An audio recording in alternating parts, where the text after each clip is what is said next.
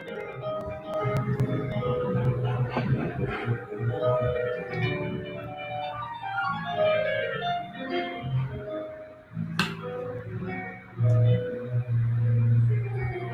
gotta ask Eric who that is playing. Please, Bob.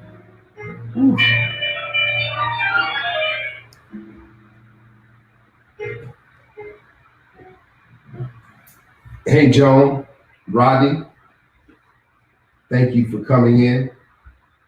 Shonda, Lorraine Moore, as you're coming in, hit that share button so we don't forget. Just hit that share button as soon as you can come in.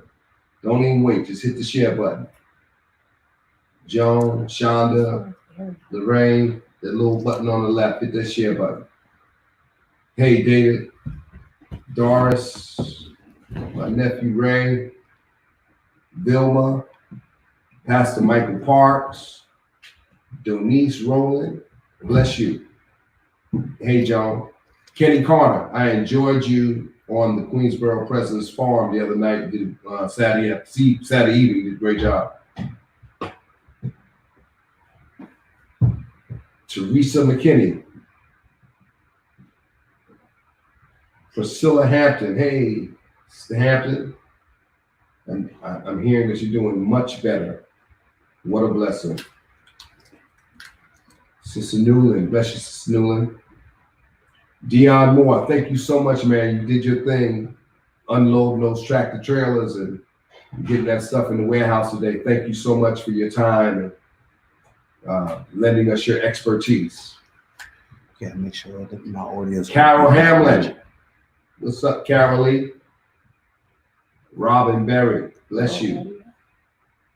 Maquisha, Janet Greer, Jacqueline Kahn. Looking okay. Jacqueline Kahn from Trinidad, bless you. That must be Michael Lewis's church in Trinidad, Deliverance Temple. Hit that share button, y'all. Let's get them numbers up. Hit that share button.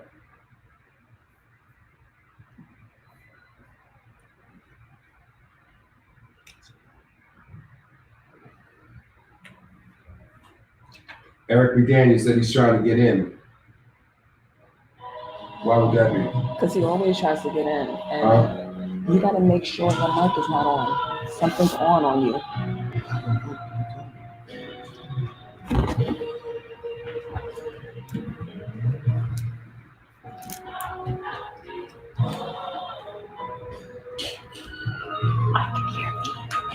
Jeanette,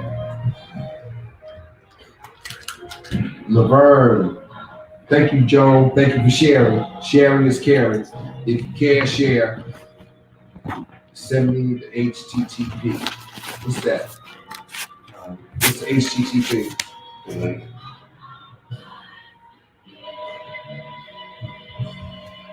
Oh, that's it right there.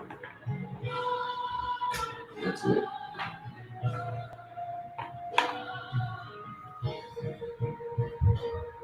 Thank you. Thank you so much, everyone. Thank you so much. Hit that share button.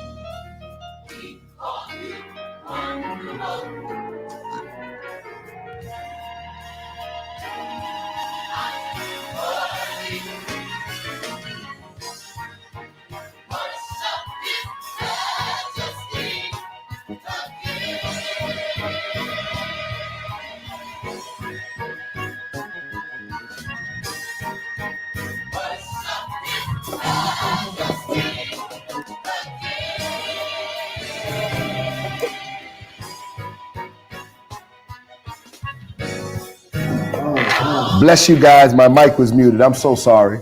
My mic was muted.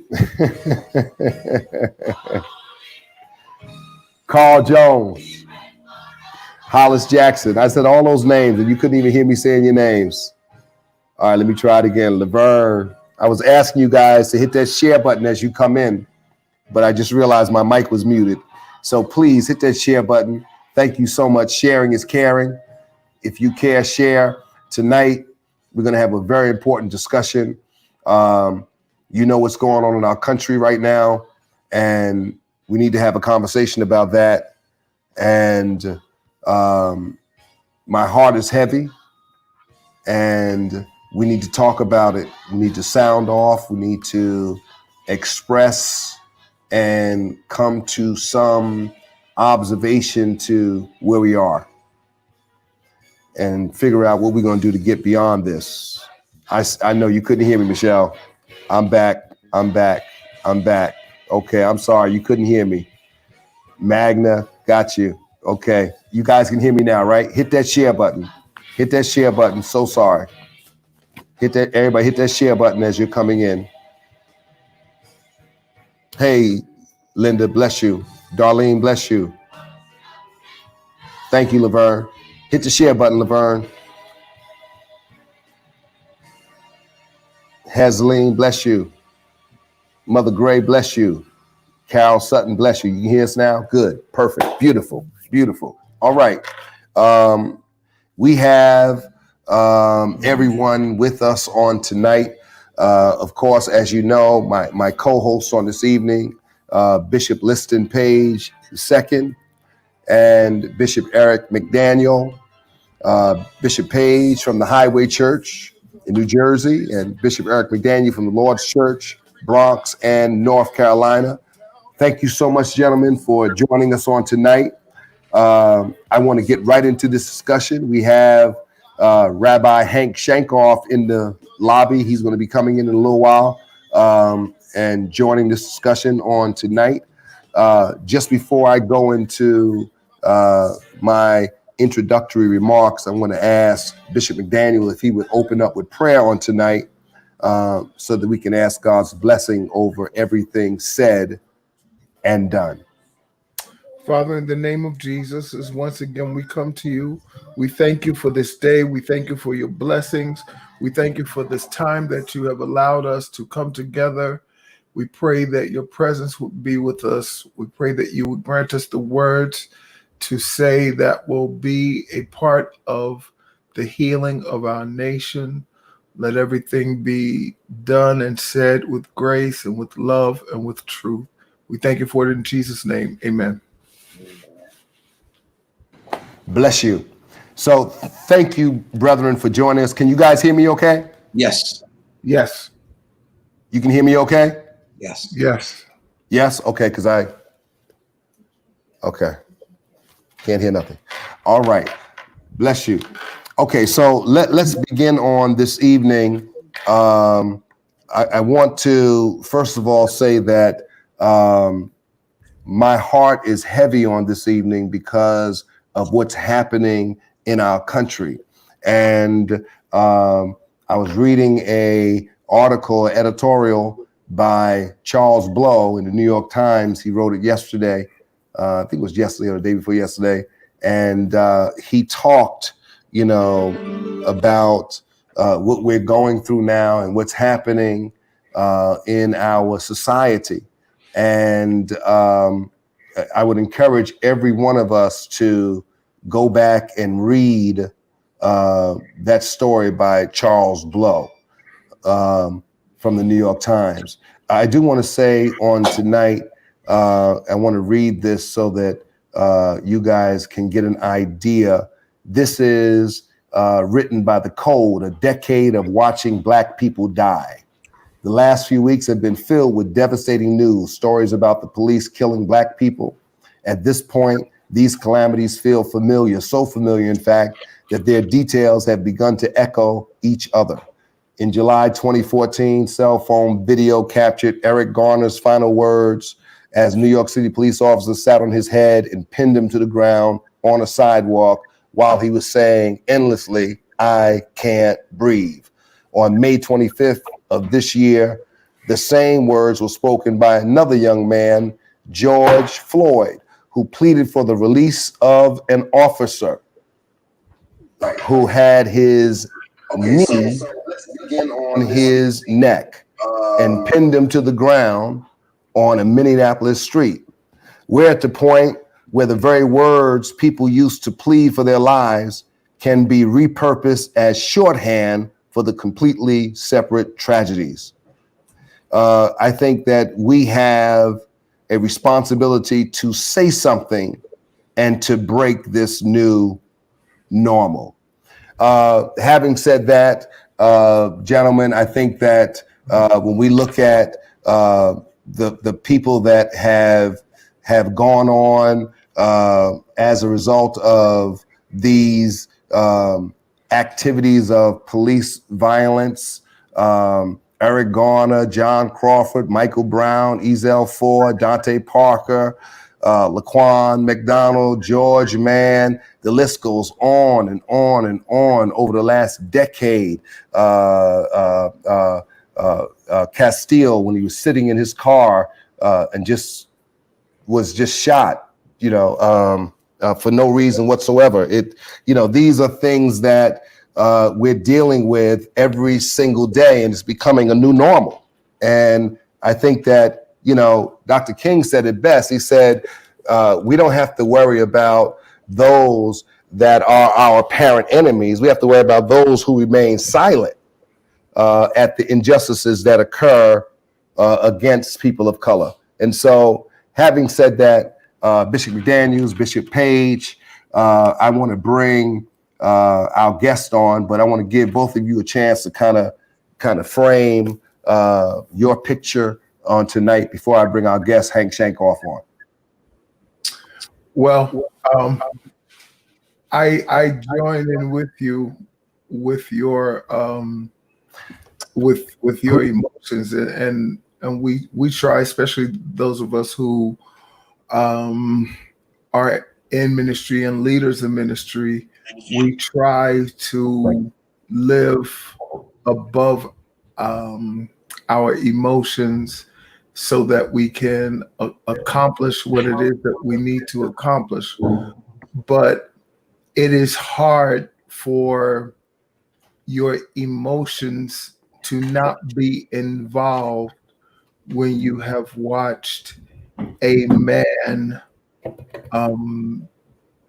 just watch the life for no reason, just watch someone just rob a man of his life, and it's traumatizing enough to see the life go out of a human being. It is traumatizing enough.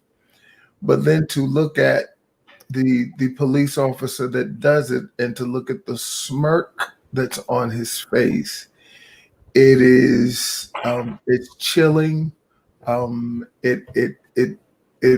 It brings us all. It messes with everyone's emotions. So as much as you try to be professional, as much as you try to be, carry yourself in a way that you do not become emotional, watching this weighs on everyone. And I think it is important at this time that whatever conversation we have, whatever we do, it must be in an attempt to heal.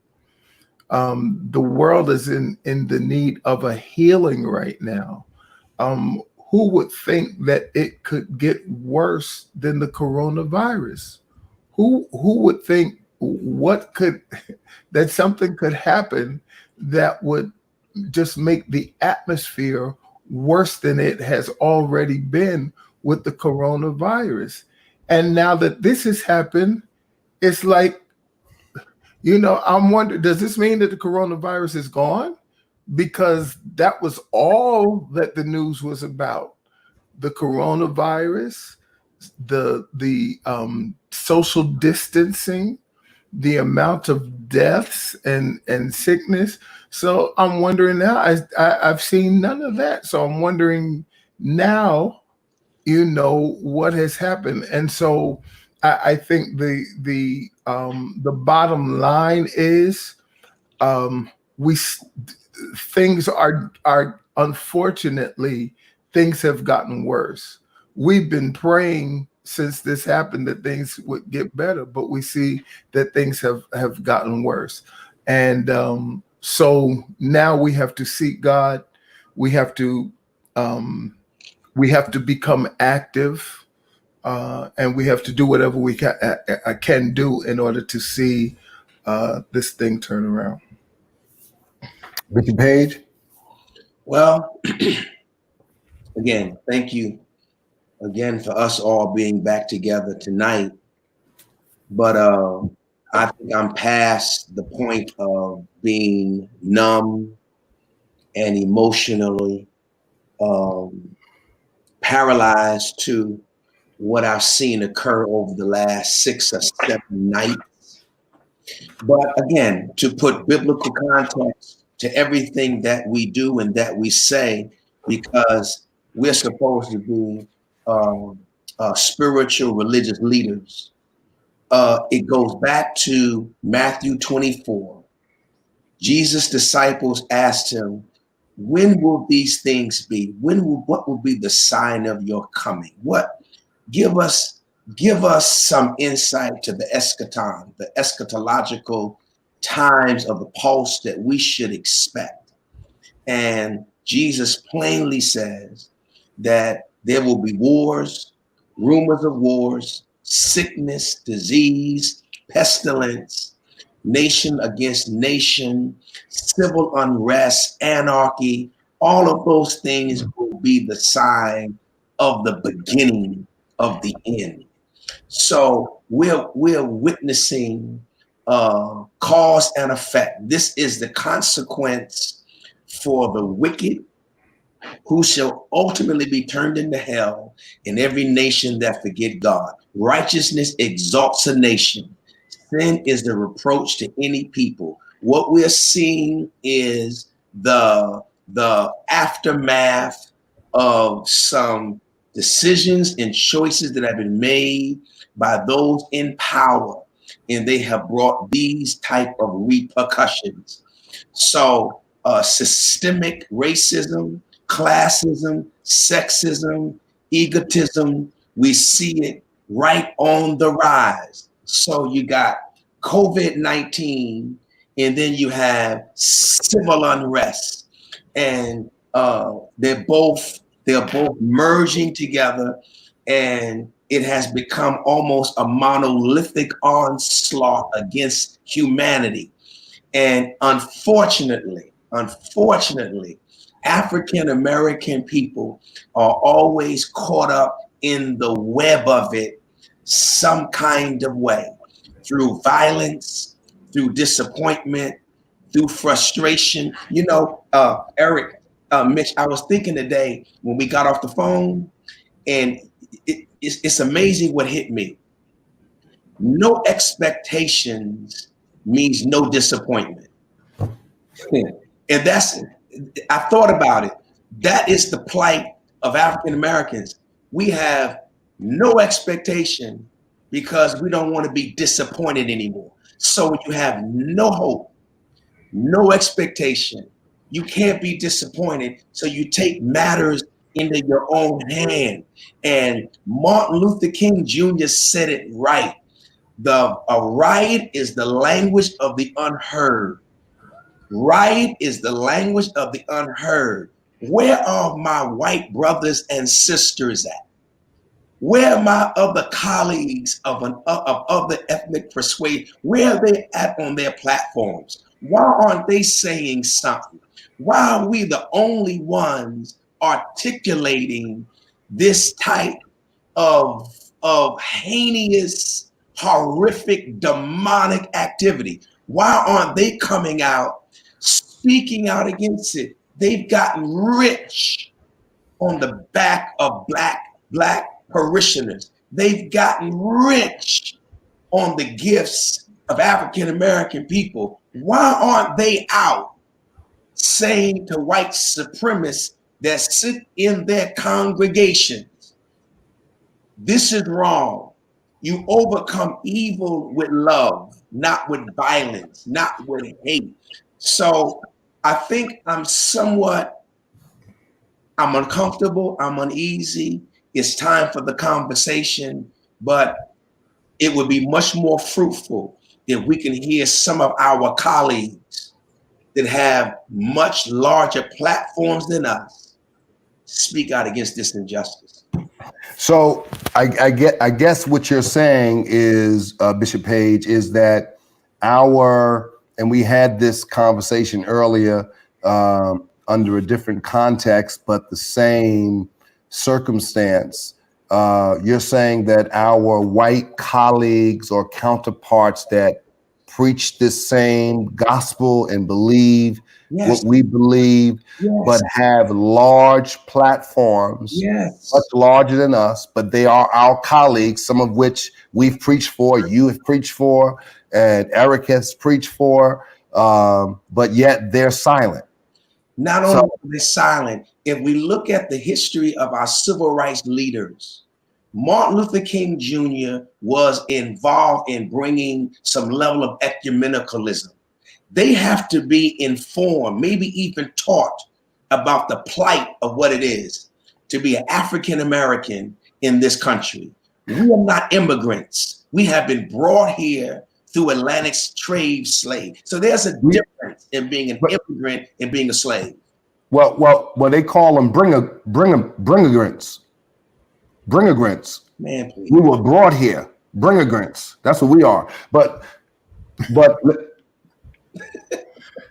let me read this this short thing from Charles Blow, and then I want to introduce Henry Shankoff, who is a rabbi.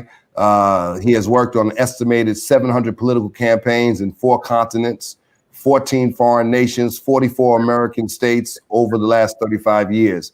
His political clients have included President Bill Clinton, New York City Mayor Michael Bloomberg, Leonel Fernandez, former president of the Dominican Republic, former president of Mexico. Dr. Shankoff's opinions are widely sought by media outlets nationally and internationally. He has been cited in the New York Times, Daily News, New York Post, Washington Post, Los Angeles Times, Wall Street Journal, et cetera, et cetera, et cetera. He's been on and is on CNN, MSNBC, NBC Nightly News, Fox. He is a contributor at Newsmax. Shankoff has been the subject of profiles in the Wall Street Journal, et cetera, et cetera, et cetera. I'm glad to have Rabbi Shankoff with us on tonight. Welcome, Rabbi Shankoff. Thank you so much for taking our time to be with us on tonight. Well, I'm very happy to be here. I've met most everybody here except for Wilson and I have had some very good talks. Bishop Taylor and I have had some terrific talks. But I'm not, unfortunately, met Bishop McDaniel, and I'm grateful to him for being with us here this evening. And I appreciated your invitation, which I thought was in considering the moment in highly good taste. So before we go, let me just read this. I think this will contextualize our conversation going forward. Charles Blow, who you know personally, as protests and rioting have swept across the country in the wake of the killing of George Floyd by police in Minneapolis, it's evident that America has failed to learn the lessons yet again. The protests are not necessarily about Floyd's killing in particular, but about the savagery and carnage that his death represents. The nearly unchecked ability of the state to act with impunity in the oppression of Black bodies and the taking of Black life. It is anger over feeling powerless, stalked and hunted, degraded, dehumanized. It is an anger that the scenes keep repeating themselves until one feels exhausted and wrung out. It's an anger over feeling that people in power on every level, individual officers as well as local, state, and federal government, are utterly unresponsible to the calls for fundamental change and equal justice under the law and equal treatment by it. When people feel helpless, like there's nothing left to lose, like their lives are already hanging in the balance, a wild, swirling, undirected rage is a logical result. You destroy people's prospects, they destroy your property. The issue of social justice and the use of force by the police is making last straw extremists of members of a generation that feels unheard and disrespected. Yet we bemoan the violence that has attended some of these protests, but we must also recognize that to have to live in the world, in a society which you feel that your very life is constantly under threat because of the color of your skin, is also a form of violence. It is a daily, ambient, gnawing violence. It is the kind that makes a grown man's shoulder draw up and his jaws clench whenever officers approach, even when there has been no offense. And I would encourage you to read Charles's article. It goes on and on and on. And so that's where we are right now in every city major city across the country. And I think 14 international countries are involved in some form of civil unrest as a result of what we've seen happen again with George Floyd in Minneapolis. Hank, what is your commentary on this? I often talk to you and you say, well, Bishop, I've been a white man all my life. Can you talk to that? No, I've been a white man all my life. I'm not unproud of it. I'm not unproud of what any human being is. Look, I have a lot of feelings about it. And I've told you, Bishop, we've had these discussions before, that ultimately this would all blow up. And the Floyd killing, and I've said this to you before, that there would be violence in the streets. I've told that to my students. I hold a PhD in political science. I teach graduate students. And I'm an ex-cop, which is also part of the discussion. And I have a master's I have two masters, a master's from John Jay in criminal justice and a master of philosophy. This is a response predictable to a system that fails to understand that income inequality is the ultimate dehumanization of people. And we know biblically that Miriam was punished for speaking evil tongue, lashon hara in Hebrew, but she was also punished for taking pleasure. She was also punished for taking pleasure at the fact that the Egyptians, as evil as they may have been, were drowning in the sea as it came over them. She took joy. She had a tambourine, and she was dancing on the side of the right. You all know the Bible. That happened. She was punished for it. So, with that being said, there's something demonic about a political system that lies about the destruction of jobs and livelihoods, goes out and tries to disassemble. I've worked for unions, as you know, Bishop, and I've worked all over the country. I mean, I spent years in Alabama working on campaigns against the Business Council and against the people who thought that education, that Alabama ought to be the 50th, not the 48th state in total education achievement, largely with Black people. And I'm not a liberal, but I do believe in social equity because I think if societies can't exist in fairness, they won't exist at all. But this is the ultimate outcome of social inequality which has been exacerbated by income inequality and the creation of a caste system through education that is sought to exclude people. Well, let me. The cops are the enforcers of that system. We're expecting policemen to be something they're not. We're expecting them to be nuclear physicists. They're not trained in nuclear physics. They're trained in combat tactics. We have watched the most extraordinary thing in this great country that has gone in the wrong direction since 1980, in the absolute wrong direction overall. We've seen the extraordinary events from the mandated desegregation of the United States Armed Forces in 1945 to the Civil Rights Act enactment of 1965 over a 20-year period. We've seen that all disassembled since 65. We're back where we started from. The only difference is we're lying. We're telling ourselves fibs, stories about international competition, globalization. That's all nonsense. What it is a system in Washington set up to benefit the rich, who are reinforced through campaign contributions.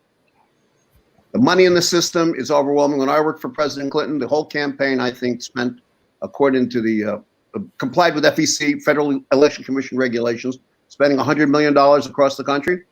This year, my betting, as someone who's been through this, that $4 billion, much of it unregulated, will be spent on this presidential election. Who do you think benefits when that occurs? You think Mr. Floyd benefited? May he rest in peace. Absolutely absurd. So I think Absolutely wrong.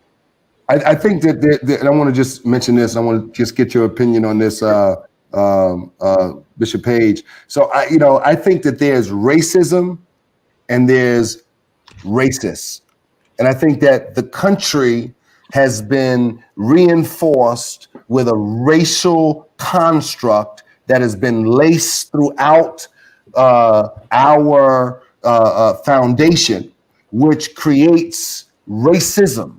Now, I think that some people, because we operate in the construct of racism, they respond racist only because the construct accommodates racism. And I mean, it's almost, if we go back to the lady in Central Park, where she was walking the dog in the bird conservatory with the dog off the leash. And I'm not sure, but I don't think you're even supposed to be in the conservatory with a dog. And the man says, ma'am, you got to put your dog on a leash. And she says, if you say another word to me, I'm going to call the police and tell them you're harassing me or that you're raping me or something like that. It's a good thing it was caught on video so that we could see, again, a woman, embracing her white privilege to reply to someone that was correcting her wrongness. And so, having said that, I think that the construct of our country has been laced and interlaced with racism. And so the racist acts are being polarized by a racist construct. And so, having said that, and this, I throw this out to any of you that are on the panel on tonight, how do we get at deconstructing that? Force the federal government to do what it's supposed to do, which is not make money for corporations, destroy jobs, and tell people who are Black, Latin, or poor, or blue collar white that, well, the American industry wasn't efficient enough. The truth is they export this nonsense overseas. Sierra Leone was a classic example, I think, in the 90s. They exported jobs to Sierra Leone because it was cheaper to do diamonds there, and they cut off everybody's hands. Capitalism, the way it is presently constructed and operates in this country, serves one purpose: to make sure that those at the top get more and more and more while destroying the bottom. Blacks are one part of the equation. Everybody else is the second part of it. Why do you think crack is now in these blue-collar white neighborhoods, the blue-collar white world? This is not an accident. We created in this country during that period of time, I said, from 1965 going forward, after we had done extraordinary things, when you consider where we started and where we went to, because of Black people and others who were their allies in the Deep South and other parts of the country trying to get legislation passed, right? What we did afterwards was so extraordinary to me. We took apart the industrial system that would have allowed for people to work. We killed the trade unions. We destroyed our inner city educational systems. We stopped funding public housing in a significant fashion. And the Democrats are just as responsible for this, by the way, as the Republicans are. It's nonsense to suggest otherwise. You look at NYCHA, New York City Housing Authority in New York. They haven't received significant federal money since 1998. It's extraordinary to me. What are we talking about? The more, and race is just a way to make sure the divisions continue, so those at the bottom will never unite about anything. That's what the Trump magic is all about. If you make America great again, you bring back the jobs that someone stole. Well, you brought up Trump. The rhetoric, I'm fascinated by it. I mean, and people are buying this junk. You brought up Trump. Trump made an announcement tonight that he's sending the military into all major cities to bring the rioting and the looting under control. And he said they're going to be heavily armed and they're going to be. So what he's doing now, we already have a paramilitary police force across the country. All right. That's protected. I mean, if a cop comes to speak to me and questions me and he feels that his life is threatened, he can take out his gun and kill me. And there are laws that protect him. That's why most of the killings, Castile, all these people, there are no convictions, very few convictions, you know, because the laws protect. Now, remember, you know, policing came out of after, you know, slavery was, the slaves were freed. The way to get indigenous labor back was to do extra policing and creating the loitering laws to bring folks back in. But also remember, the corporations wanted to help create state police forces throughout the country to ensure that the horrendous conditions that the Carnegie Corporation and others created in company towns would remain in place without outside interference. In other words, what I'm saying to you is what has happened here is so extraordinary because it rips the mask off the whole thing. It just rips the mask off the whole thing once and for all. And we have a very simple choice in this country. Either we're going to declare war on income inequality and stop lying to ourselves, or we're going to continue what we have, which is we have in a 50-year period, a little bit more than 50 years, since the passage of the Civil Rights Act, we have witnessed the transition from the war on poverty to the war on crime to the war on drugs and the war on everybody. It's an extraordinary thing. The president I worked for, you know, look, all nonsense aside, he passed the crime bill. The crime bill, you put how many, what, 1 million black men in prison? It's outrageous. On what grounds? For what purpose?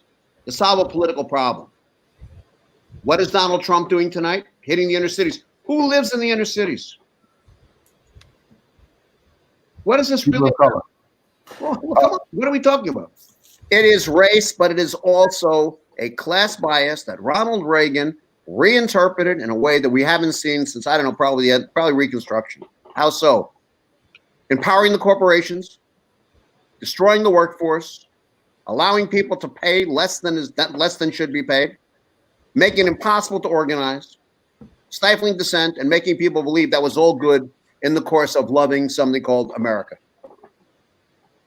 We are back in the same place. That is what is so distressing to me. Very, and now people are just beginning to see it. You know why they're seeing it? Because there's an internet, because there's a camera that takes a shot. And, you know, just from my perspective, when I saw what that cop did, and I saw that young, courageous woman who got that footage, she was on the other side of the three cops, because the three cops standing in front of him to block the view.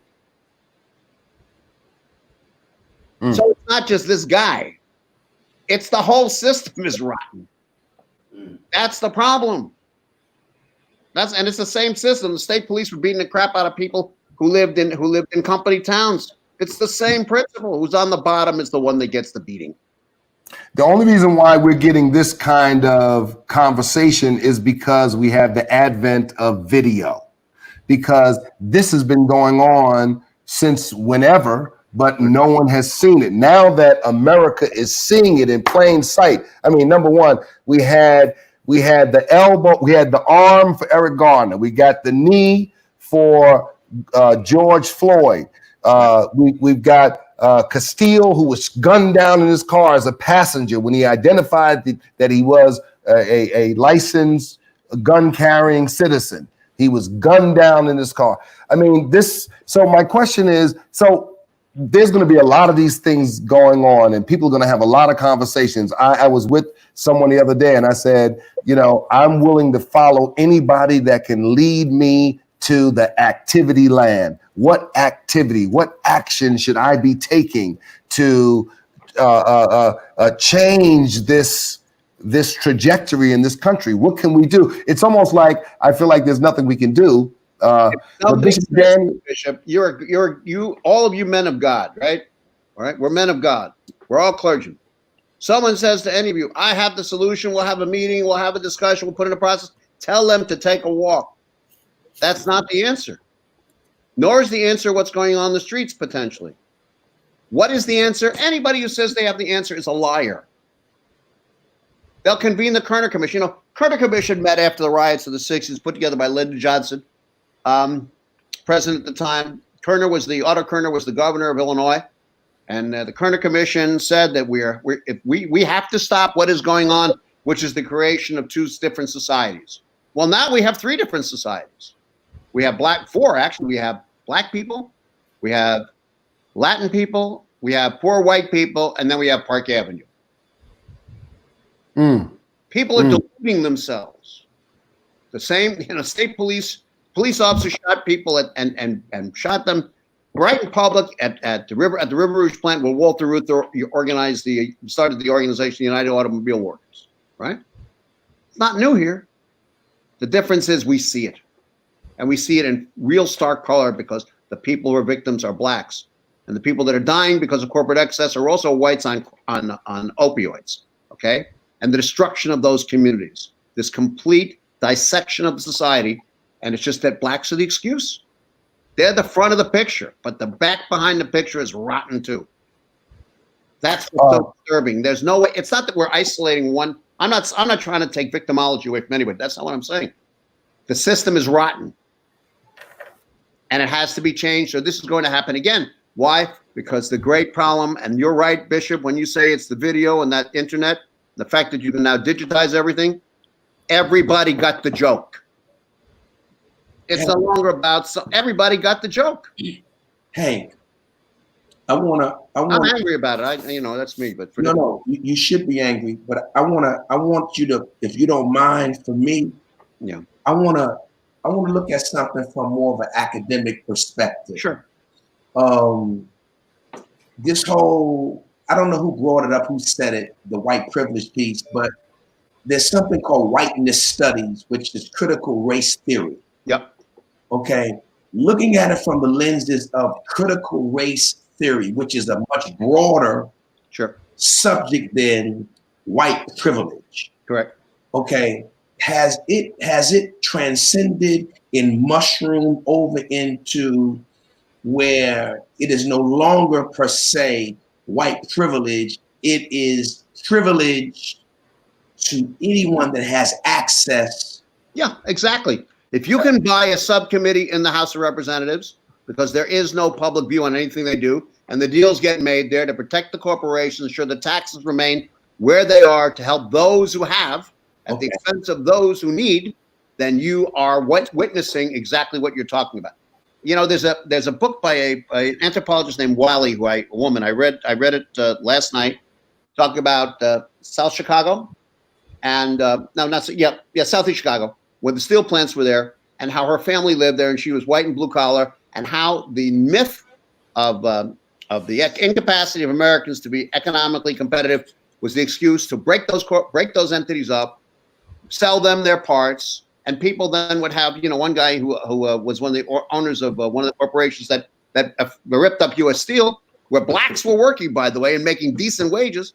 He then proceeded to have a $35 million party for his daughter's birthday, marriage. Now, what are we talking about? Black people are the symbol of what they do, what those in power do. They shoot you and they screw everybody else. And so long as they can get people focused on tribalism to deal with the racial nature of our society, effectively what whites are saying, they got it. Boy, I'm glad it wasn't me unconsciously. What they're also saying is, isn't that the way it goes? They're not saying what the truth is, which is, you're first, I'm next. Okay. That's the truth they don't want to deal with. So would that go back to that whole, you brought up something about Miriam coming out of Egypt, Red Sea, Red Sea swallows up the Egyptians. Can we push that same narrative of privilege now when Moses decides in the book of Numbers to marry into this Ethiopian tribe? And the Bible says Aaron and Miriam both spoke out against him for the Ethiopian woman that he's married. Now, can we look at that from the perspective, not just of, how can I put it? Were they trying to protect religious sanctity? Were they trying to just protect their monotheism? Or were they saying, why are you bringing this Ethiopian woman into our privilege? Wasn't a question.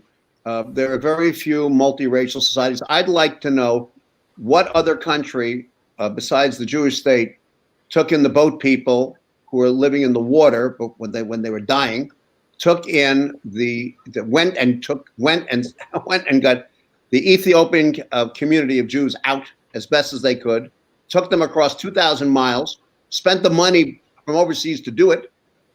Okay, nearly went to war 3 times, separate from what we think about, to get refugees, people of multiple colors, multiple ethnicities, multiple countries of origins. I don't know any other place like that. So that wasn't the question. The question in that particular setting was, not that she wasn't one of us. I mean, intermarriage among Jews is not looked upon as an appropriate behavior. It's just not. The Syrian Jews have a whole history of refusing to have conversions for that reason, to protect what they have. So I don't think it was about race. I think it was about the construction of a people. That's different than what we see in this country here. We have a people. It's called America. We've decided to make sure it remains in tribes. Okay, so tribalism, certain tribes don't have access to privilege. I think the way this has been set up is that fewer members of fewer tribes will have access to privilege if the system continues without having some redistribution. Okay. And when you say the word redistribution, they call you a communist. They call me a communist. Redistribution, a fair tax system, incentives to create real jobs at home, and don't tell me that American workers are not competitive because they can't produce. That is utter nonsense. And a system that's based entirely on credit and not on actual performance, with a fix in if you can buy a congressman or a U.S. senator. Okay. Then the system will defend itself to protect what it believes its values are. And you're the first victims. So Miriam rejoicing at the Egyptians. Why is that so significant? You're all biblical scholars. Because God created all of us. That's right. He created man in his own image. He said to the angels, "Let us create man." Why us? He did it. What is us? Us is the power of all the celestial beings. To make a place for people to be together, for all these beings to be together. Because before those 6 days of creation, 7-day rest, before those 6 days, there was nothing. The very act of creating amity, comedy, and decent relationships between people, which ensure that they are respected for their own identities and assisted so you don't rejoice in their being drowned. It makes us different than the wild beasts. What we are seeing is the destruction of that kind of civility, which is violative of all the Abrahamic religions without question, and places a special onus on us who are trained to think about it in a very different way. This is serious. This is very, very serious. Can I push you guys to this rioting that we see in the midst of the protest, regardless of who's actually instigating it? Isn't this rioting the storied American tale? Whites have been breaking things, burning things, and looting things forever. They're the ones that taught this, because rioting and these types of protests are the things that brought significant change. So isn't this the same thing, that with significant change never comes unless there is a significant protest? And so now when we protest, I mean, look, 99 years ago, last Sunday would mark the 99th year of the destruction of Black Wall Street. Over 300 Black people in one of the most prosperous sections in Tulsa wiped out by a gang of white supremacists that was jealous of their prosperity. Yeah, I agree with that. I mean, jealousy has a lot to do with this. There's no question about it. I mean, you think about the riots in the 30s, right? Memory serves me. Those who are experts in Black history, I'm not. I'm an expert in political science. Riots were a response to upward mobility. Okay, they tend to occur. And what's extraordinary is that seems not to be the case anymore. Riots are now a response to being pushed down, not rising up. It's not about we're on the way, therefore we're angry. Give us what we're supposed to get. It's now, you threw us down on the ground again. We're trying to get up. At some point, people stop rioting and start shooting. That's what's happening. And that's the tragedy. This is not about socialism or capitalism. It's about evening the pathway so that everybody has the opportunity. So would you say would you say that socialization is much more devastating than racism? Would you say that the imbalance of the ability to economically earn and be on the same playing field is what causes much anger? Well, listen, you and I have had a couple of small encounters, and I really respect you, and I respect the question. If you don't, something I know from one of my previous lives. I mean, I was high school dropout. My mother was 15. My father was 19.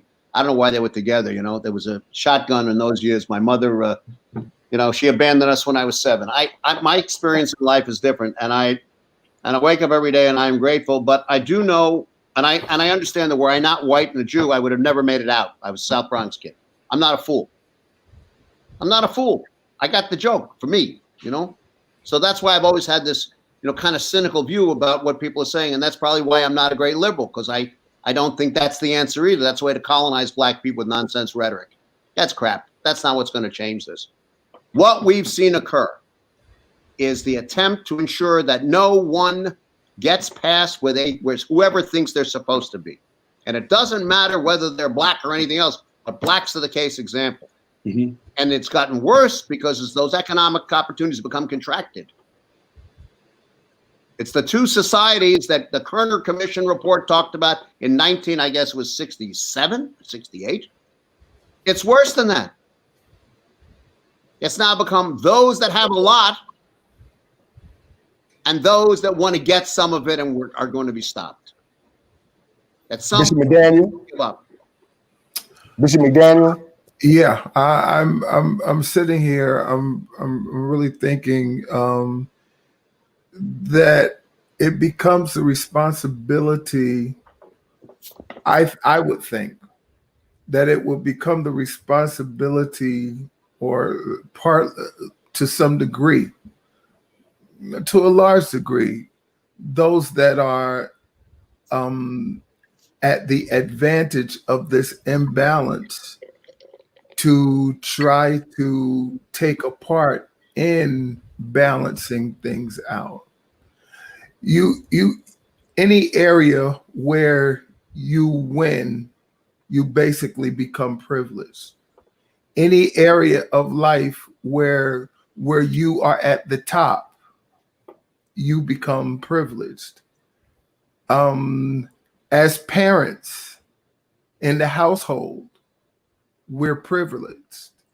As the you're the head of your corporation, your company, what have you.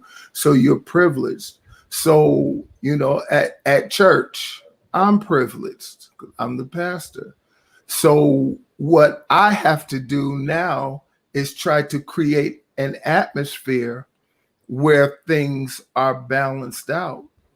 I have to try to create an atmosphere where the people that are not in the same place that I am, that they do not feel pain and they do not feel less than. Right. And I do my part to bring them in and to bring them where I am, so they don't feel this imbalance. Because at some point in certain areas of life, the imbalance becomes it becomes too much, and then we start seeing things like we're seeing take place now. You are a truly religious man, and I'm very honored to be on this stage with you this evening. I try to be. You are. You are. Can we call that, Derek? That was. I like the way you put that. Very religious. But could we in a religious setting call that for us when we say those of us that have the greater amount of influence are supposed to equally dismiss that influence amongst the people that are around us? Mm-hmm. Isn't that something that we would call community? Are we supposed to be involved in creating a community? Jesus was classified as a marginalized biblical figure because his DNA, his genealogy, his lineage did not come from one of privilege. But when Jesus comes, he creates this whole idea of community and oneness, which we see also, I would say, in the book of Acts with the descent of the Holy Spirit, when they were to those who didn't have, got from those that had, because they would sell what they had and they would all bring it together and they would share it together as community. So wouldn't you say that what would probably help is that we become more communal, as Dr. Hanks said it, as the rabbi said it?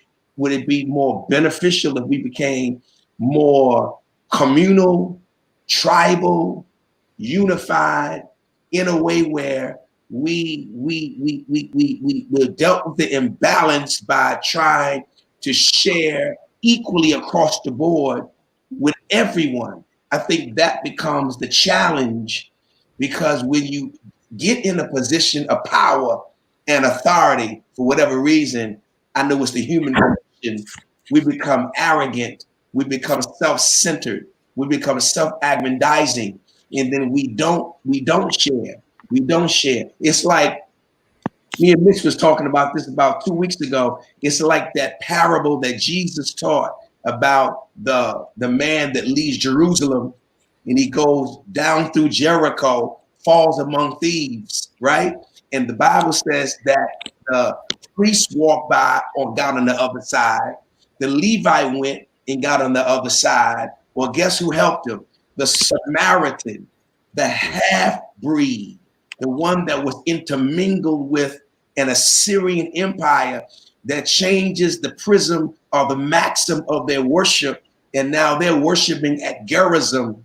He's the one who stops by, picks the man up, bandages his wounds, oil, wine, takes him to an inn, pays for the night wage, and then tells the innkeeper, I'm going to leave him here. You take care of him.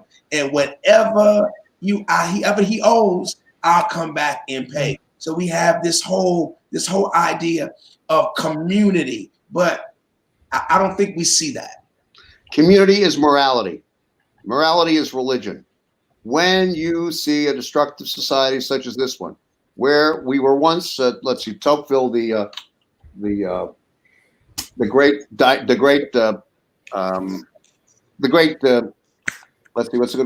great describer of American democracy and democratic institutions in the 1830s, 1820s, 1830s. He looked at America, he said, this is the most religious country in the world. We're not anymore. Religion is dying. Churches are emptying. Synagogues are emptying. These institutions are dying. What do we think is going to happen if we can't get people into the communal setting, at least to begin to think about God? We don't need the building to do it, but maybe the job is to do what successful proselytizing activities have done, which is to get people to begin to pray outside, in the streets, wherever they are. Have some common unity with their humanity, that they know they come from God. It's when they don't know that, or they believe that somehow God is better because that's their God, then what do you think is going to happen? We have throughout history what occurs, and it is dangerous, and that's, I believe, one of the reasons why Black people are being treated this way. It's just, maybe it's always happened. You're telling me so. I'm sure that is true, but we've never seen it this way because we didn't have the internet and digitization of material in front of our eyes in seconds. But if God is not with us, of course this is going to go on. It's not that God took a break. We decided we were better. And the great 13th century, 12th century, 12th and 13th century lived in, a Jewish philosopher who happened to be Jew, but he was a doctor. He lived in Egypt. His name was Maimonides. He talks about the nature of faith. Is that man after Enos got confused. He somehow believed that the stars were what he should be looking at, and the sky and the celestial bodies, and he didn't understand that that's not God. And that's what is happening in this country.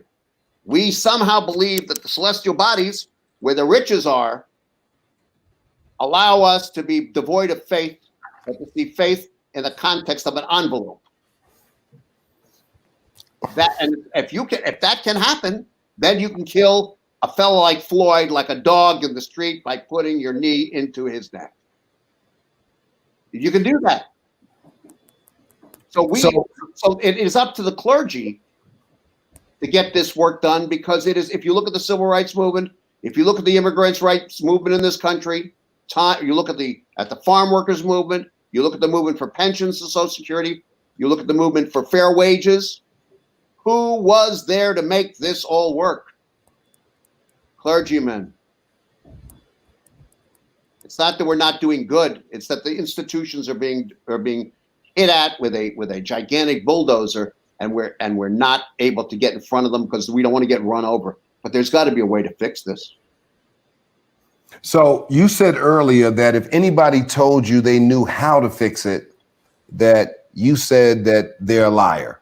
Because I'm suggesting what I'm suggesting now is not that I'm lying, that that religion might be the way to think about this. No, I'm not saying that you said you were a liar. I said that if anyone was to say that they knew how to fix it, right? So I'm not suggesting that what you're saying about religion is not the fixer, because I mean, I'm a proponent of that, that is part of the answer. I don't think it is the total answer. I think it's the beginning of communal conversation that pushes us into a community, that pushes us into morality, that pushes us into this construct of reconstruction. But the point of the matter is, like Liston said, as Bishop Hayes said earlier in this live, he said a lot of the people that he has dealt with down through the years are white counterparts that have large platforms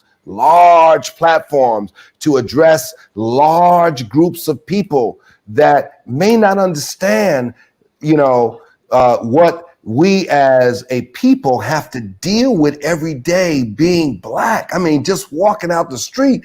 I mean, I watch it all the time. If a white person says hello to a police officer, hey, how you doing? If a Black person says hello to a police officer, they look at you like you're crazy. Like, why are you speaking to me? I don't believe for 30 seconds that if Mr. Floyd were wearing may he rest in peace, were he wearing a $2,000 suit, okay, and $800 shoes, and a $150 tie, and a $300 shirt, right? I'd be alive today. You understand? It ultimately gets down to something else. There's something else, and the fact that we view people in that way, and that Black people are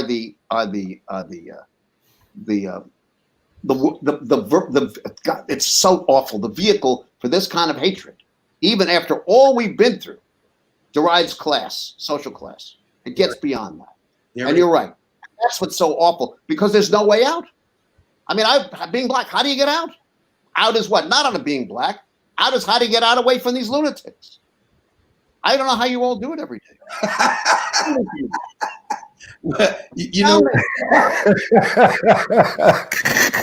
admire girls all the time, Well, you know what? I think how you frame that, you're right. Had he had on expensive clothes, if they wouldn't have stopped him, it would have been based on class, period. And correct. That's what runs our country, classism.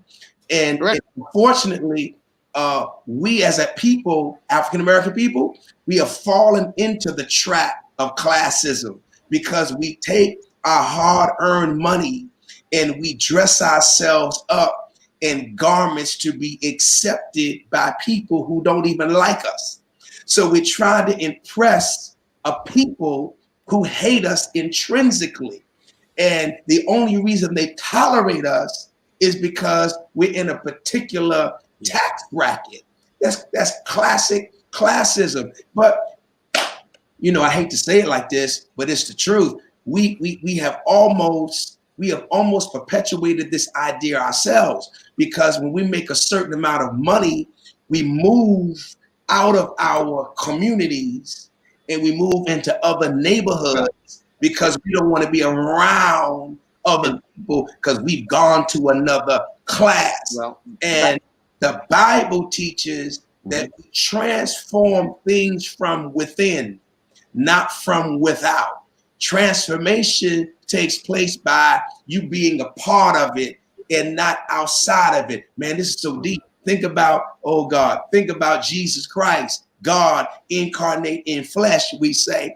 He didn't try to change humanity from the outside in. He tried that with other prophets and other representations, but now he says, let me send the Messiah. Let me get in it so I can change it from the inside out. And unfortunately, we as a people, many times, we get to a certain level of class and we leave our communities and we never go back. And I think all of us are guilty of it to some great degree, because when we finish struggling, we say the struggle is over. The struggle is over. When in essence, the struggle should just have begun, because now it's my job to go back and try to elevate the people that are where I was and bring them up to where I am. And I think the first place where that starts, in my humble opinion, is in education. I think when we start educating our people and having these forums, bringing somebody like you who is well informed, that can instruct, that can teach, I think that's where it starts, in my opinion. So my question is, listen, and I mean, when you start talking about we got to educate our people, I'm going to be dead by all that time that happens. We got to go through another 30 years of educating people so we can stop being discriminated and killed. What are you talking about? I mean, what? I mean, so what? I got to educate my granddaughter who is 2 years old. Say, listen, baby. And then when she's 25, the world's going to be different. The world should be, we have enough voices now. Somebody talk to me. No, we got enough voices now. Don't have enough voices. They're not opening up their mouth. The best thing we can do now is educate our people. I'm telling my son, if you get stopped, keep your behind in your car. Put your hands on your steering wheel, because you'll be another casualty. We've got to start educating our people. Stop being combative. Stop being hostile. I mean, nothing is going to come out of it. I get it. Hey, it ain't going to change nothing in some people's eyes, but hey, it is what it is. But the fact that you just said, I hate to even come back at you like this, but the fact that Push, come on, push. I'm ready. The fact that I got to teach my 34-year-old son when he gets stopped by a police, when he's driving his car that he pays for every month, all right, works for the Department of Education, like every other man taking care of his family, but I got to educate him, say, now listen, son, if you get pulled over by a cop, you better turn on your dome lights, roll down your windows, put your hand on the dashboard, and matter of fact, put your hand like this just in case they want to cuff you. I got to humble myself. Yep. Because I'm living in a paramilitary police state. You better tell him to take out his phone and record everything so he'll have some evidence and some proof if something happens. That's what saved George Floyd's family today. A woman had a phone taking a picture. That's why they were able to get this cop on the film, and they was able to at least administer some modicum of justice that we're still not satisfied with. See, I agree. I agree wholeheartedly that it's going to take education, and I understand what you're saying. About how much time do we have to do it. But this is a situation that was not created overnight, so it won't be fixed overnight. It took years for us to get here.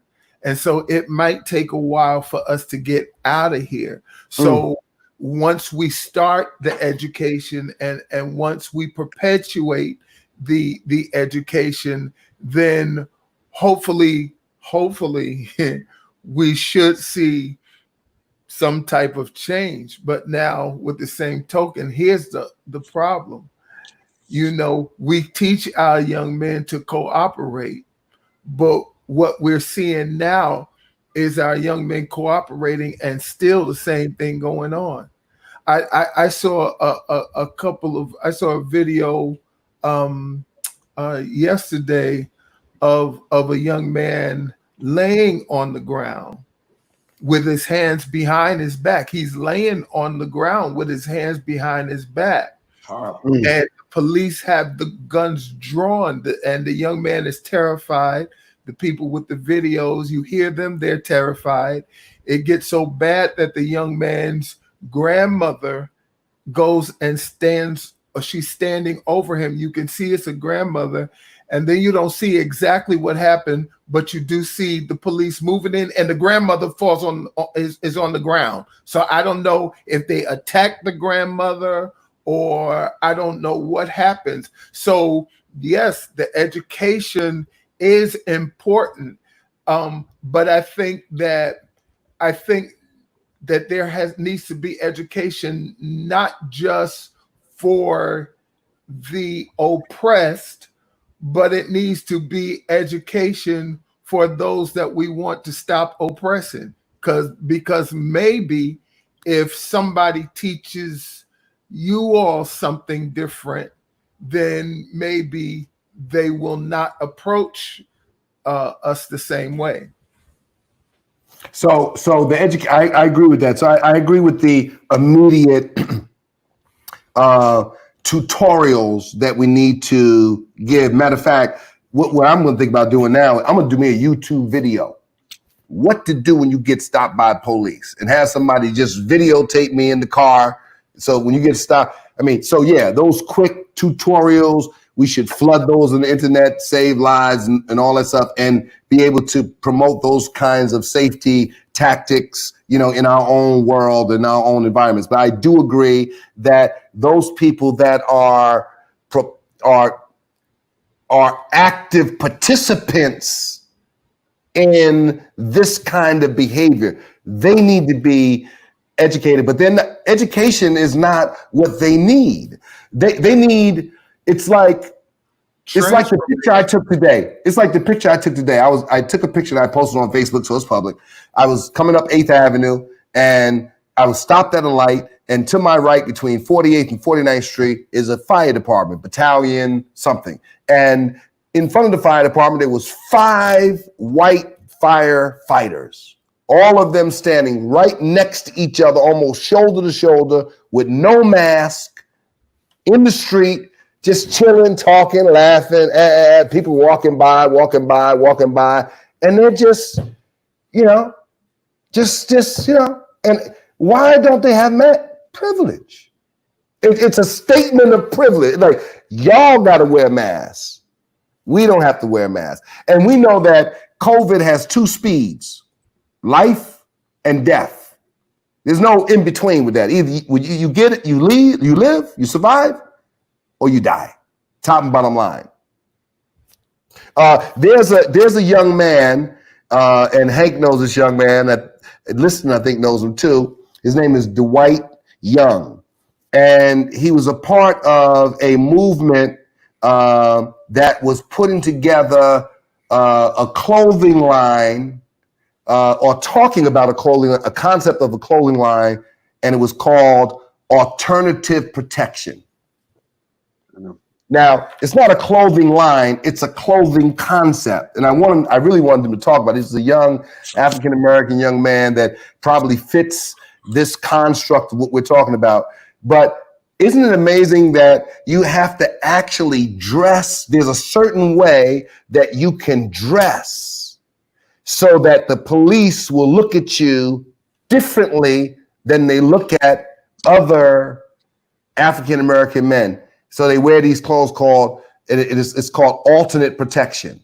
So it's like the preppy, type of dress or whatever that is non-threatening. It's, you know what I mean? It's that acceptable type of, presentation that people can live with.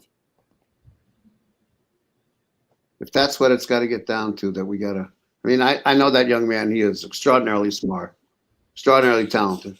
It's just there's something to me, and maybe because I don't, I'm not, I don't know what it is, but to have to worry and put it to me, there's something insane about driving while black being a crime, and in later years with stop and frisk, walking while black being a crime. Right. Something wrong. Right. No, it's absolutely right. It's absolutely right. It's just the whole thing's insane. Eric McDaniel, what are you saying about Trump saying that I'm going to send the military into all the major cities to get this rioting and looting under control? He said, I'm going to have them heavily armed. I mean, all this rhetoric is in print.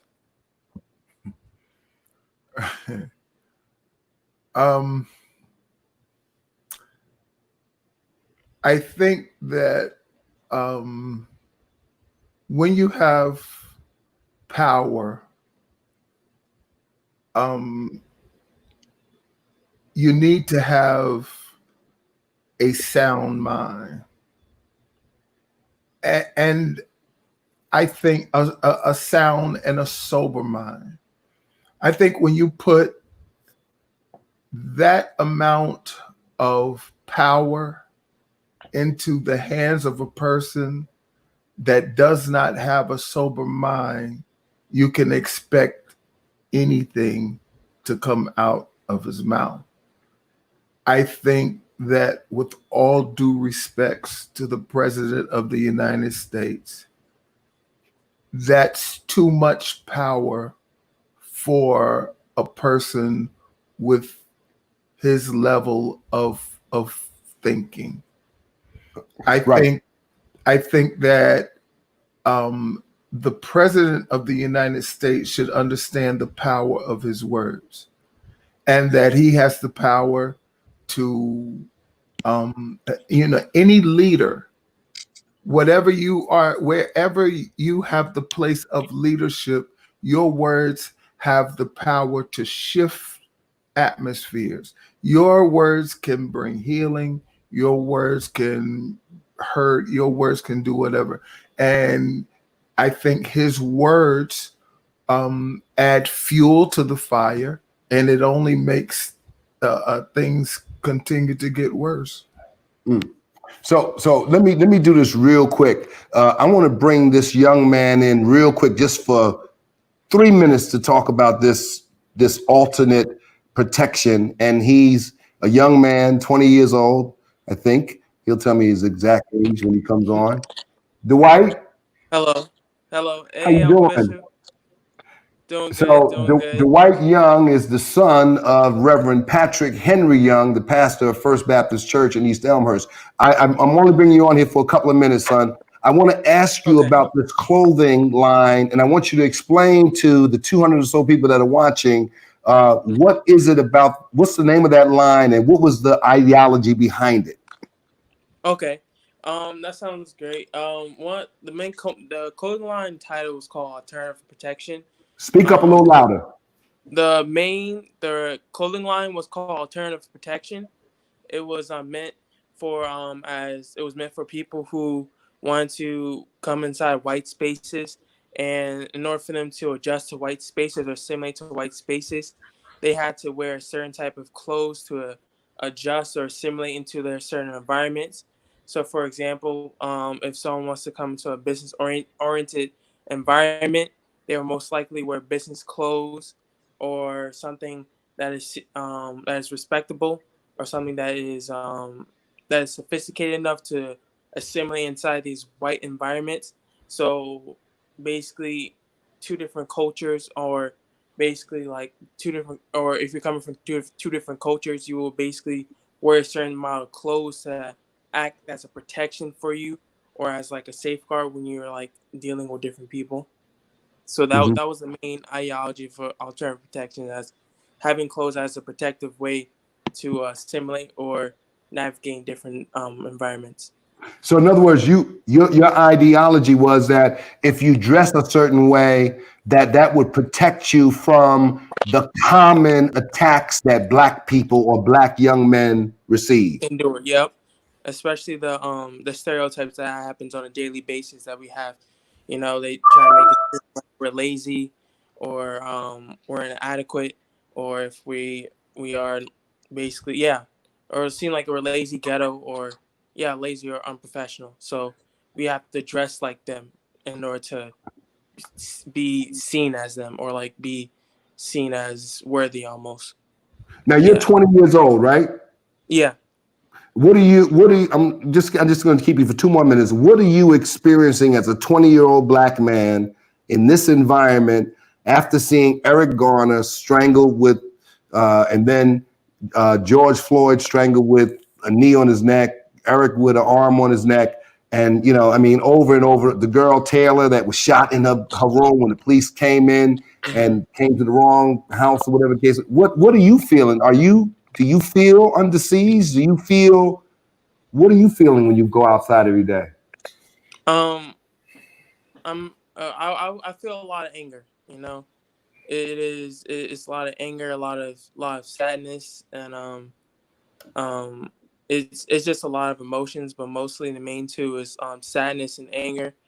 Every time I go out, I realize how I would say how racist the world is, or how negative the world is, and how like I'm unappreciated as a black man. And you see it on a daily basis. You know, you can, if you're walking down the streets of New York, you know, you can tell by the looks if the black man, or as a black man, if you're wearing like just probably like some slides or some socks on or shorts with a white t-shirt, they automatically assume that you're a bum. Or if you wear a certain type of clothes, they automatically assume that you're a bum. So like seeing that and going through the prejudice and stereotypes every day, it gets me angry and makes it really sad for me, or it makes me really sad. So as a black man, I would say for right now, seeing Eric Garner, George Floyd, and other people like that who are getting discriminated against every day and also caught on video, just makes me as a young black man angry. Bishop Page, Bishop McDaniel, you don't want to ask this young man a question before I let him go? No, I think his vision is great. Excellent. Dwight, thank you so much, man. Of course, Appreciate thank you. your time. All right. Okay. So I mean, we're coming down almost to the end of our conversation. We've done an hour and about 27 minutes. What did we learn from this? What did we accomplish? What do we want to put down as our 3 points and a takeaway, for this conversation on tonight?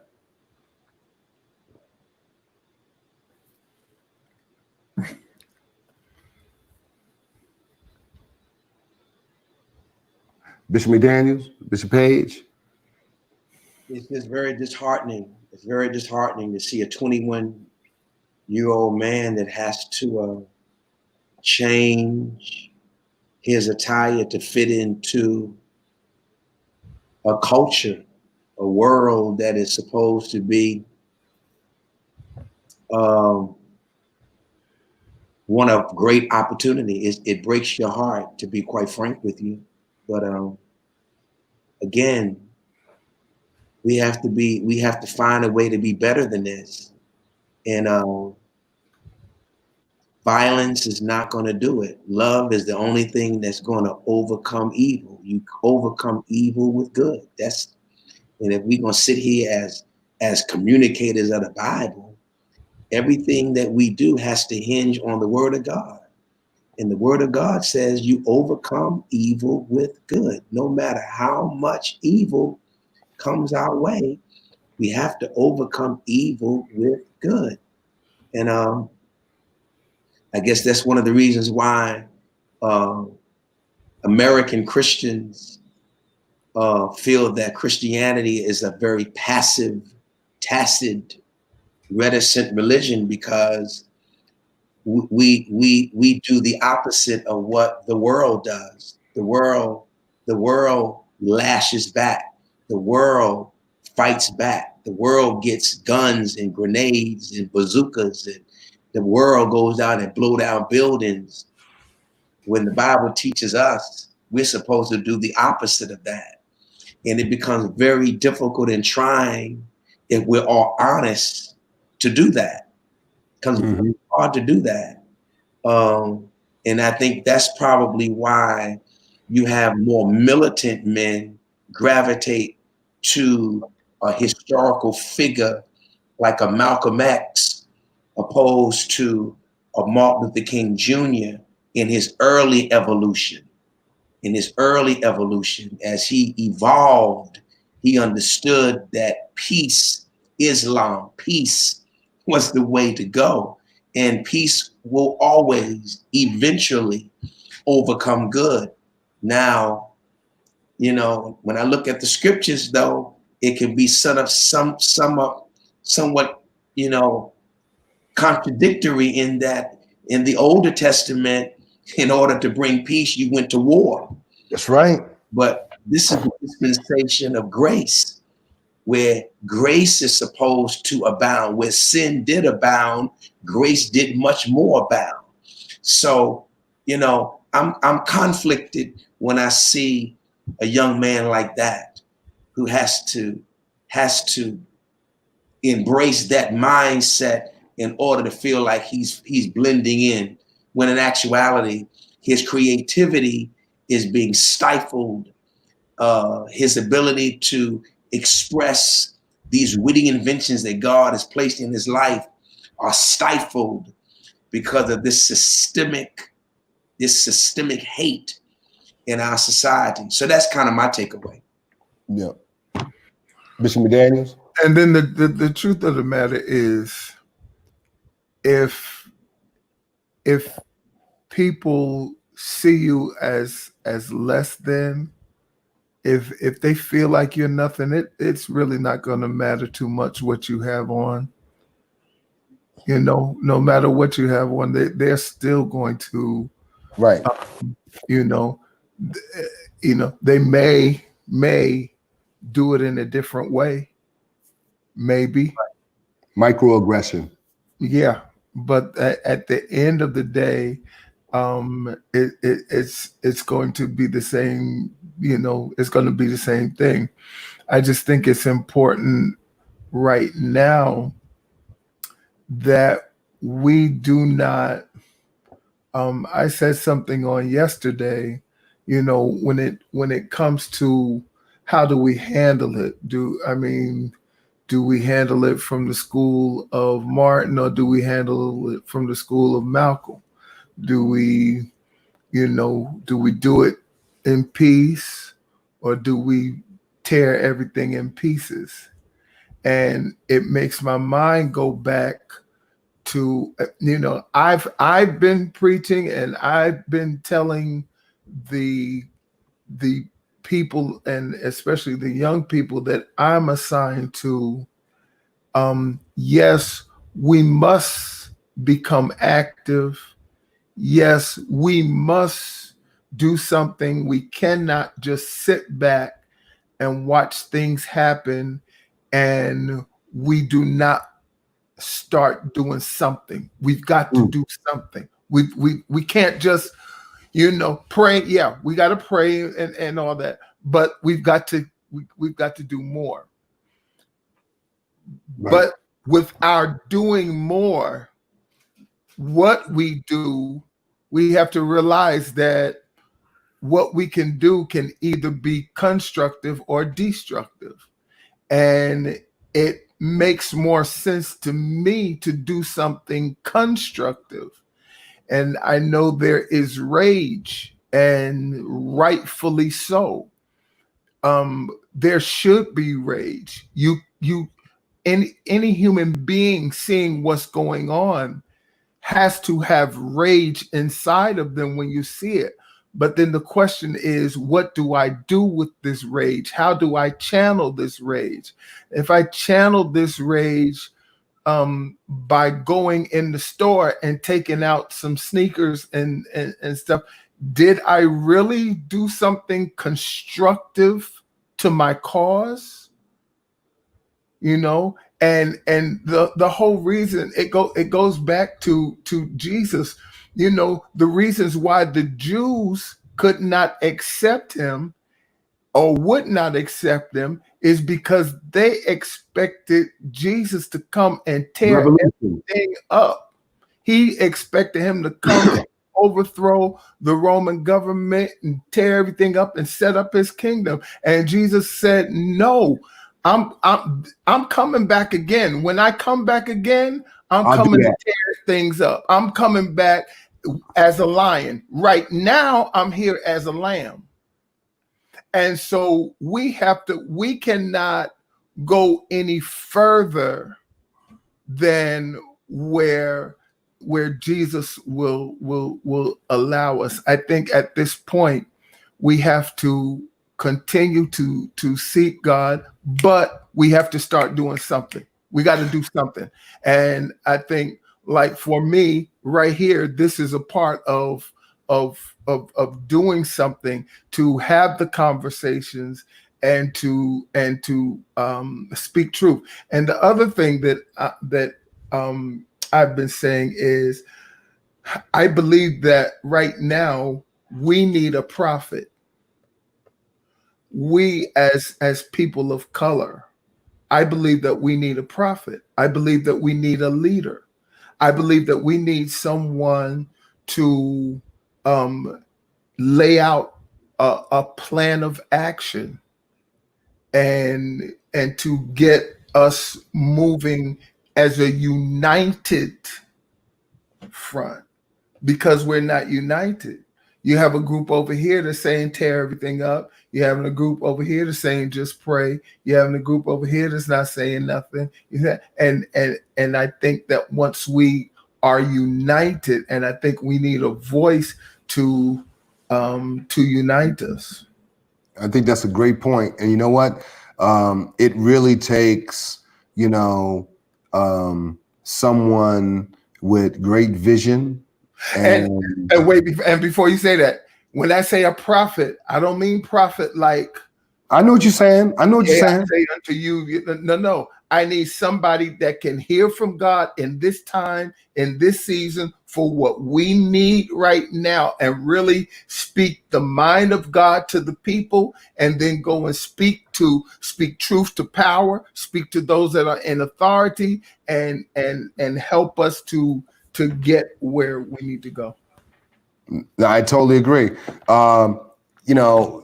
Someone just shared that are Black people totally powerless at this point?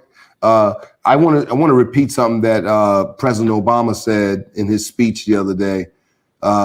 He said that there are two things that we have to do. We have to protest, and we have to do politics. Now, when he says peaceful protests, because you have to protest because that brings awareness. And if you could do it peacefully, and it catches on, like this protest has caught on and moved internationally. But once the protest moves around, then you got to deal with the politics. The simple politics is this: if we could mobilize our people to vote in ways that will represent our values and our victory, we will change the construct. In other words, like, there should be no question right now. There should be no question. But Donald Trump is saying, right now, he's saying, we're good with Black people. Don't worry, we're good with Black people. It's almost like they already got the number. It's like when things happen, unfortunately, I'm just going to say what I feel, and I'm going to let us go. But unfortunately, when things like this happen, we get mad for a minute, but then it dies down until the next incident, and then we get mad again. Then it dies down. And it's almost like it's been flaring up. We have insurrection, we have revolution. I know revolution is not a one-time event. I know that. But my point is, you know what I mean? It's just what? We don't have, as a people, we don't have what's called sustainability in a fight. We're reactionary. We have no sustainability.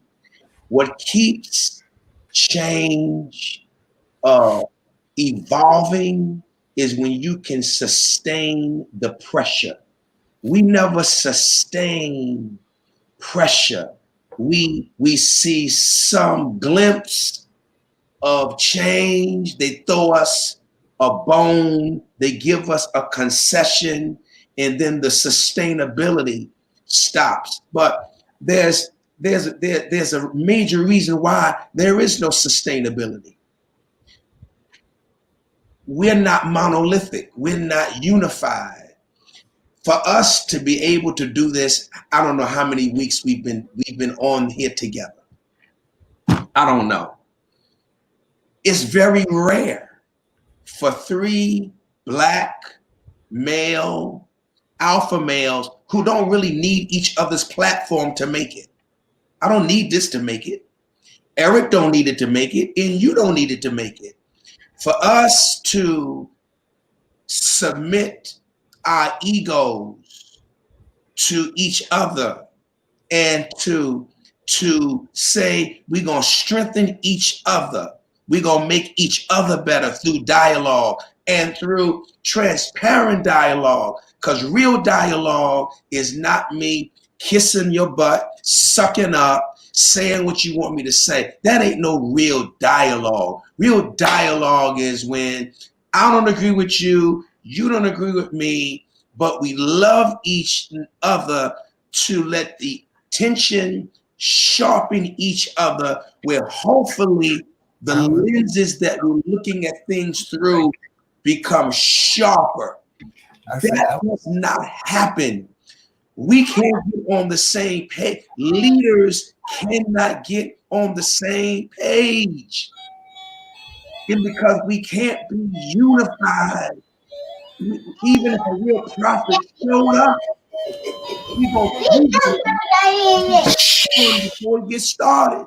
That's gonna be an issue. If a real prophet ever showed up, we gonna Google his background, we gonna do forensic inspection on him, and we gonna find something inconsistent with what he is professing and what he is saying to say, that ain't a real prophet. Look at what he did. Come on, we got to get out of it. First of all, there is no perfect people. That's number one. There is no perfect people. Everybody got skeletons in the closet with some meat still on the bones. Absolutely. Everybody still got some. I mean, now come on. So if we gonna get a real prophet, are we gonna?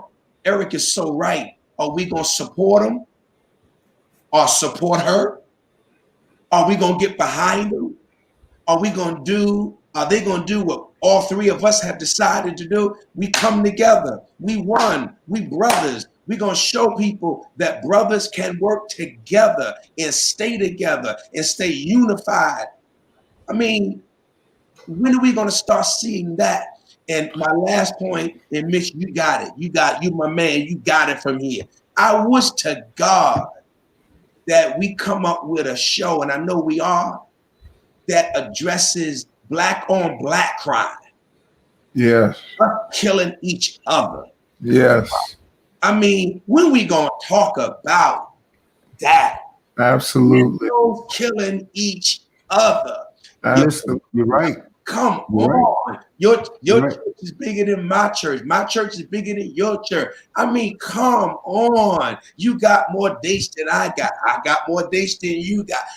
When are we going to stop trying to minimize one another to make ourselves look strong and big? When that's going to happen? When can we talk about that?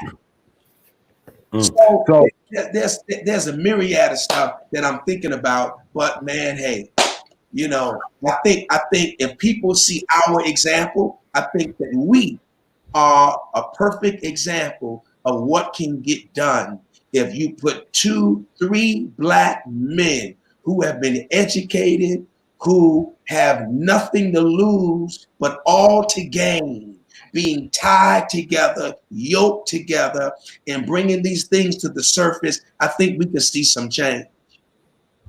Yeah. And let me just say this. Go ahead. As far as a prophet is concerned, not that a prophet is someone that has to be, God has to do that. But I'm just thinking about what if that's President Obama? Let me read this. It's just a thought. I think that he would have the voice, he would have the platform. He's he ain't perfect, but like you said, Well, I just want to push back on that. I do want to push back on that because you said earlier that we want a prophet that can have, well, I see what you're saying. I guess he could fit that. Mitch, what about this, Mitch? Could it be possible? And you're the politician. I mean, you're the most political person on the panel that really knows. Yeah, you said it. Go ahead and say it. I'm the politician. All right, go ahead. The ins and out of it. But Eric, you made a very interesting point that just struck me. What would it look like right now if the people said, "Listen, we're gonna stay in this space of tension until you bring Obama back to negotiate what we need in terms of precedents and a policy"? What would that look like? To me, I don't know what it would look like, but I think it's a reasonable thought because where we're going is complete anarchy. We're going complete civil war. That's where we're going because Negroes gonna get tired of getting beat and shot and killed. And Negroes are gonna start pooling themselves. The gangs are gonna stop fighting each other, and the gangs are gonna come. They're gonna watch this live stream right here, and they're gonna say, "You know what? Page, McDaniel, and Taylor, they done gave us the strategy how to get this thing right. Let's come together." Mm-hmm. Could you imagine if that's what's next? Now, I don't know. I don't think constitutionally that can happen. Mitch can help me with that, but could you imagine, Mitch, if we can pass a law and bring Obama back just for 8 months? But it doesn't even have to be something done through legislation or anything like that. It can just be, we need someone, a leader that's going to say, our people are tired of this. We're tired. There needs to be a criminal justice reform. There needs to be police reform. There needs to be social reforms. And he comes up with a whole list of things, and he be the one that will go to whatever the president is, even if it's a President Biden. Whoever this person is, and still needs to go and say, this is what will balance out the society. You wanted to be an ambassador. That's what you wanted. Yes. An ambassador. Can you just come speak and represent the people? Just represent the people. Yeah. Well, listen, does this sound like an ambassador? The American president calls the American military on American citizens. I mean, what part of that trilogy that we got to codify here? The American president calls the American military on the American citizens. I don't get it. I don't get it. So I agree with you. If President Obama is watching this live, it's highly likely that he's not. But if he happens to get a whiff of this or someone shares this. How life and death is in the tongue. It's very possible. That's true. Don't shortchange us. We should never shortchange ourselves. True. It's very possible. Here's our open letter. We're writing an open letter to President Obama. Barack Obama. We're saying we know you cannot be the president of the United States again, but there is a need for somebody to lead us through this, to unite us together so that we can see a change. Right. Please consider it, sir. Please. Well, maybe you know what? Maybe us three. We'll start with us three. We're going to put together a letter and write a letter to President Obama. That's what we're going to do. And then I don't know if it's appropriate, but maybe we can ask as many of our top fans and viewers if there's a way that our teams can weaponize this and get it out so people can sign on some kind of electronic thing or whatever. I mean, I bet you we can get 10,000 signatures, and say we want. And now, like you said, I don't know how that would happen. He can't come back as president, but hey, Dr. King wasn't in a political position.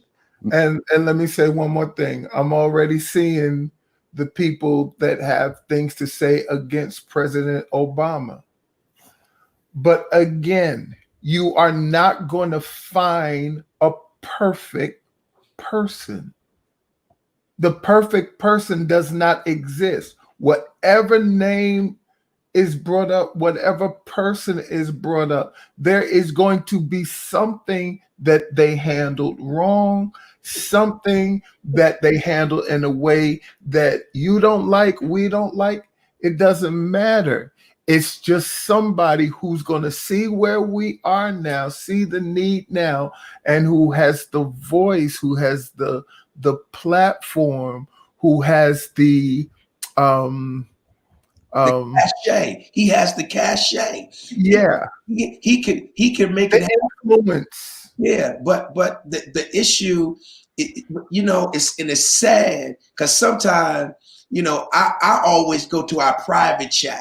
I don't ever look at live comments. I look at the private chat because it just reinforces in my mind how people are. They don't get it. They just don't get it. Hey, you like vanilla? I like chocolate. It's about the better good of the whole, and everybody got something to say. That's one of the reasons why our communist countries look at us and they mock us. And this is what they say. This is what democracy gets you. It gets you a Dennis the Menace as a president, and it gets you people being able to say whatever they want to say. Now, come on, that's the reality of it. Because in other communist countries, am I right, Mitch? They ain't going through none of this because they make you think what they want you to think. They give you what they want you to read. But when you give people freedom who don't understand accountability is attached to it, they loosely say and they loosely do things that they should not do. And I am for democracy, but I think sometimes people just don't think before they say something. They don't think before they type something. They just don't think. Proof positive of that is you said, Eric, there was some comments made about President Obama. I saw the comments too.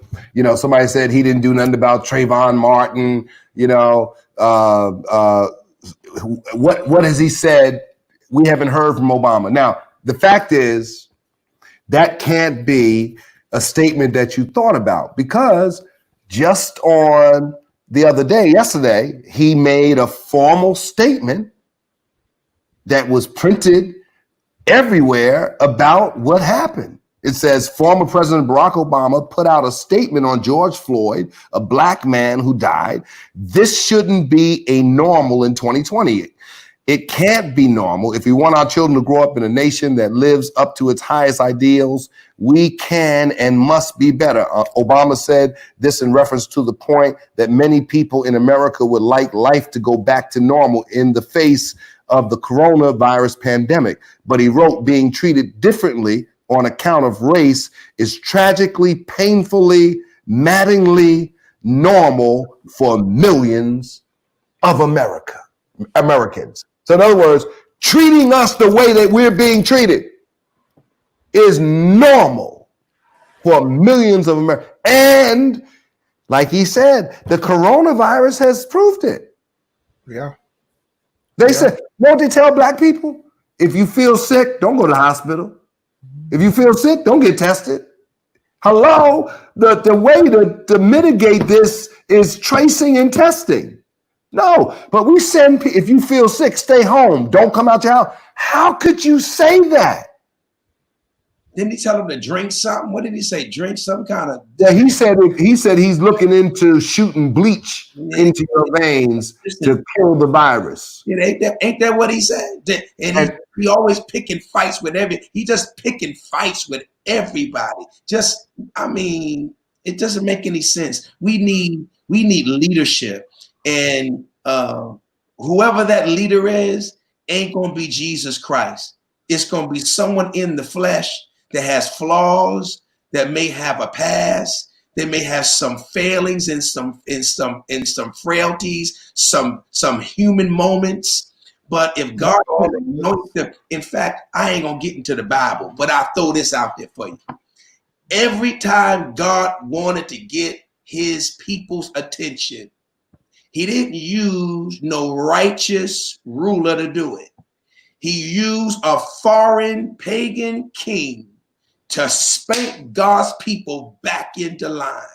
That's right. Cyrus, a Medo-Persian king that was an idolater, and the Isaiah the prophet said, Cyrus the anointed one, God used him to spank his people back in line. So if we looking for someone that is not morally completely bankrupt, we may not find nobody in this climate, but we need a leader.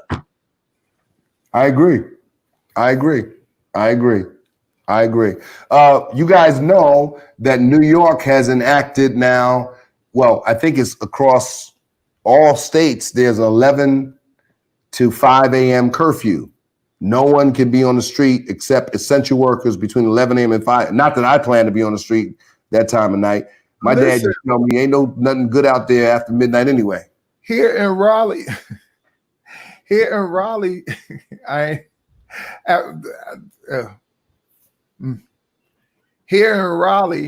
I went out like right before we came on. I went out trying to find something. Nobody felt like cooking tonight, so I went out to find something. Everything is shut down. Raleigh has an 8 o'clock curfew. You left the house, Eric? You left the house? Yeah, well, I go out for necessities. Jesus. Wow, I'm surprised. I am, because you said Did I go out to get food? You said Corona will never get you. You said you ain't never leaving the house. And I mean that, but I do have to eat. So I had the antibody testing about 3 weeks ago. And unfortunately, I had no antibodies. And so last week I took the COVID test, and the lady called, and when I was taking the test, she said, if you find that you have it, don't worry, because we can put you up in a nice hotel where you can, be isolated if you can't isolate at your house. I said, really? I said, what hotel? And she said, well, we can put you we got Manhattan hotels, we got Queens hotels. And I said, do I have to pay for it? She said, no, we pay for the hotel. I said, wow, okay. So they went in, took the test. So today I got the results back. And so I thought I was going to get a free room in the hotel, but they told me I didn't have the COVID. So I came up negative, because like right down the street from my house is a Marriott they just built.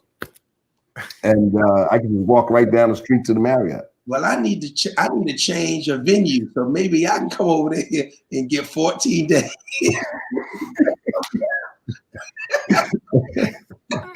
All right. If you have to quarantine, those are the longest 14 days you ever could. Oh my Lord, it is. It really is. It really is. And it was the worst. That's 90 days. I've been in here for 90 days. I mean, I've been going out here and there, but And we Well, get room service to Marriott. I've been burning up everything I've been trying to cook.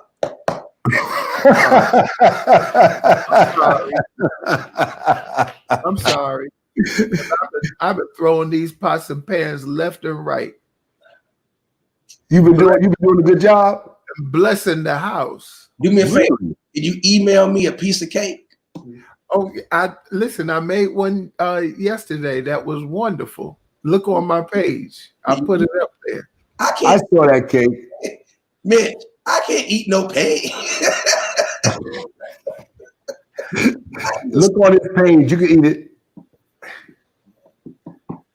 Well, listen, guys, this has been great. We had this was a great live. I'm praying that everyone that's watching, before we get off the live, hit that share button. Last activity before we get off, hit that share button, and we'll be back next week. Next week, we have some very, very important and interesting announcements to make, and you'll see those coming up as we lead up to our next week's live. And you don't want to miss next week, because next week is going to be crazy. And we're not even going to give you any hint of what's happening next week, who's going to be on, because I think that it's going to really be eye-opening, and we're going to get to some real solutions or suggested solutions in terms of what we could do, in our field to curb the tide of this domestic terrorism against Black people. So having said that, God bless you, Facebook. God bless you, YouTube, and wherever this stream is being carried. I'm your co-host, Bishop Mitchell Taylor, and Liston Page II, and Bishop Eric McDaniel. Thank you, everyone, for listening to us tonight, sharing with us on tonight, and we look forward to sharing with you again on next Monday night. Come back, Obama. Kumbaya. Come back.